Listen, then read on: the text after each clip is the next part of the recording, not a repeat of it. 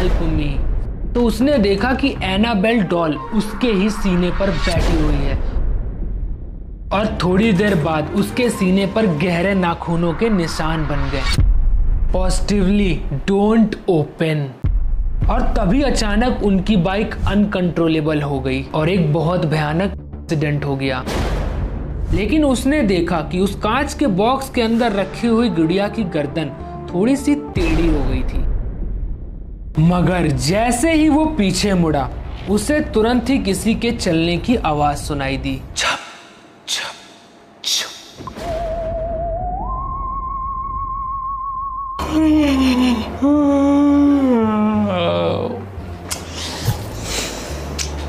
दोस्तों चलो क्यों ना कोई गेम्स वगैरह खेलते हैं, ऐसे बैठे बैठे बोर हो रहे हैं यार। ठीक है सर जी, लेकिन गेम कौन सा खेलें? क्यों ना कोई हॉरर गेम खेला जाए या फिर कोई हॉरर रिचुअल। नहीं नहीं नहीं नहीं भाई, हॉरर नहीं, कोई नॉर्मल गेम खेलो। अबे नहीं यार, हॉरर में ही तो मजा आएगा। वैसे दोस्तों, क्या तुम लोगों ने कभी एनाबेल डॉल के बारे में सुना है? मैंने तो सुना है भाई, वो सिर्फ एक स्टोरी नहीं है। हाँ वही डॉल ना जो एक नर्स के पास थी और किसी ने कहा था कि उस डॉल के अंदर किसी की आत्मा का वास है। मुझे लगता है अगर ऐसी चीजें सच है तो हमें इनसे दूर ही रहना चाहिए। लेकिन असली डर ये है कि कई लोग ये मानते हैं कि कई बार उस डॉल ने कुछ लोगों को नुकसान भी पहुंचाया है। अच्छा वैसे किसी को इसकी स्टोरी वगैरह याद है? हाँ याद तो है, बट थोड़ी थोड़ी मुझे भी, लेकिन मैं सुनाऊंगा नहीं। क्यों बे भट्टू, भैंस की सींग डर गया क्या? नहीं नहीं नहीं ऐसा नहीं है। तो फिर कैसा है, नहीं डरता तो सुनाना। फिर तू इतना क्यों डर रहा है, तू सुना दे ना। हाँ तो मैं सुना दूंगा, मैं तेरे जैसा फट्टू नहीं हूँ। तो चलो दोस्तों, ये फाइनल रहा। आज हम चारों एक एक करके एक एक एनाबेल के ऊपर स्टोरी सुनाएंगे और ऑडियंस डिसाइड करेगी कि किसकी स्टोरी सबसे ज्यादा हॉरर थी। ठीक है सर जी, बट इससे हमें क्या मिलेगा? कुछ नहीं, बस टाइम पास। तो चलो सबसे पहले स्टोरी मैं ही सुनाता हूँ। तो देखो, तुम लोगों ने एनाबेल डॉल के बारे में तो सुना ही होगा, लेकिन तुम लोग ये नहीं जानते कि उसकी कहानी कितनी ज्यादा डरावनी है। 1970 का टाइम था। एक लड़की थी जिसका नाम डोना था। उसे उसके बर्थडे पर उसकी मम्मी ने एक पुरानी एन डॉल गिफ्ट करी थी। शुरू में तो सब कुछ नॉर्मल था, लेकिन कुछ टाइम बाद डोना और उसकी रूममेट एंजी ने नोटिस किया कि जब भी वो लोग उस एन डॉल को बेड पर रखती थी तो कुछ टाइम बाद वो डॉल अपने आप सोफे पे आ जाती थी। पहले उन्हें ऐसा लगा कि शायद वो ही कुछ भूल रही होंगी, उन्होंने ही उठा के रखा होगा। लेकिन एक दिन तो हद ही हो गई। डोना जब अपने कॉलेज से लौटी तो डॉल उसके कमरे में ही नहीं थी और थोड़ी देर बाद उसे खून जैसी एकदम लाल स्याही से लिखा हुआ एक पेपर मिला जिस पे लिखा हुआ था हेल्प मी।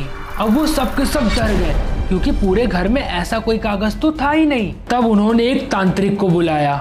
वो जब उनके घर में आया तब उसने बताया कि उस डॉल में एनाबेल नाम की एक लड़की की आत्मा है जिसकी मौत उन्हीं के घर में हुई थी। तब डोना को उस पर तरस आ गया।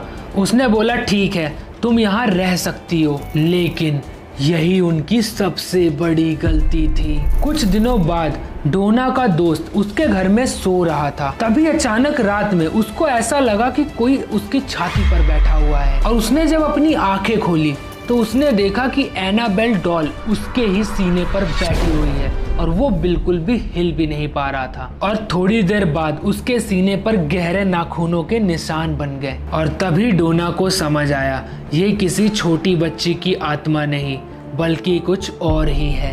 और तभी उसी दिन उन लोगों ने उस डॉल को पैरानॉर्मल इन्वेस्टिगेटर लोगों को दे दिया। अब मैं सुनाता हूँ स्टोरी, लेकिन मेरी स्टोरी थोड़ी छोटी रहेगी। देखो, एक छोटा सा ना इंसिडेंट हुआ था जो कि हुआ था वॉरेन म्यूजियम के अंदर। जब एड और लॉरेन वॉरेन एनाबेल डॉल को अपने म्यूजियम में ले आए तो उन्होंने उसे एक ग्लास के केज में बंद कर दिया और उसके ऊपर एक वार्निंग भी लिखी हुई थी, पॉजिटिवली डोंट ओपन। और नीचे हिंदी में भी लिखा हुआ था गलती से भी इसे ना खोले। लेकिन एक दिन एक कपल वो म्यूजियम घूमने आए और उसमें जो वो एक लड़का था वो बहुत ही ज्यादा एरोगेंट था और उसने एनाबेल डॉल को देखते ही उसका मजाक उड़ाना शुरू कर दिया। उसने बोला एनाबेल डॉल को देखते हुए, अगर तू हॉन्टेड है तो मेरे ऊपर स्क्रैचेस मार के दिखा। लॉरेन ने उसे कई बार समझाने की कोशिश करी, उसे बहुत रोकने का ट्राई किया, लेकिन वो लड़का नहीं माना। वो उस ग्लास केज के पास जा करके उस डॉल को और ज्यादा चिढ़ाने लगा। तब लॉरेन ने उसे गुस्से में आकर के तुरंत म्यूजियम से बाहर भेज दिया। अब कुछ देर बाद वही कपल बाइक से अपने घर जा रहे थे और तभी अचानक उनकी बाइक अनकंट्रोलेबल हो गई और एक बहुत भयानक एक्सीडेंट हो गया और वो लड़का वही मौके पर मर गया और वो लड़की बहुत ज्यादा घायल हो गई। बाद में जब वो लड़की थोड़ा ठीक हुई तो उसने बताया कि जैसे ही वो लोग उस म्यूजियम से बाहर निकले उसके बाद से ही उन्हें ऐसा लग रहा था कि उनके बाइक पर वो 2 लोग नहीं बल्कि एक कोई और भी था जो उनके साथ उनके पीछे चल रहा था और उसी की वजह से वो बाइक डिसबैलेंस होकर के खत्म हो गई। और लोग कहते हैं कि उस दिन एनाबेल ने अपने होने का सबूत दे दिया। अब मैं तुम लोगों को एक बहुत ही ज्यादा डरावनी स्टोरी सुनाने वाला हूँ। अब मैं तुम लोगों को एक नया इंसिडेंट बताता हूँ उसी वॉरेन म्यूजियम का। उस वॉरेन म्यूजियम में बहुत सारी हॉन्टेड चीजें रखी हुई थी, लेकिन सबसे खतरनाक जो चीज थी वो थी एनाबेल डॉल। एक बार एक आदमी म्यूजियम में आया जो कि बहुत ही ज्यादा जाना माना तांत्रिक था। उसने बोला कि ये सब बेकार की चीजें हैं, इस पर कोई विश्वास नहीं करता। ये एक गुड़िया किसी को नुकसान नहीं पहुंचा सकती। लोग सिर्फ झूठी अफवाहें फैलाते हैं ताकि लोग किसी भी चीज को डरा सके, किसी भी चीज के जरिए डर पैदा कर सके। वो तांत्रिक अपने आप को बहुत ही ज्यादा शक्तिशाली समझता था।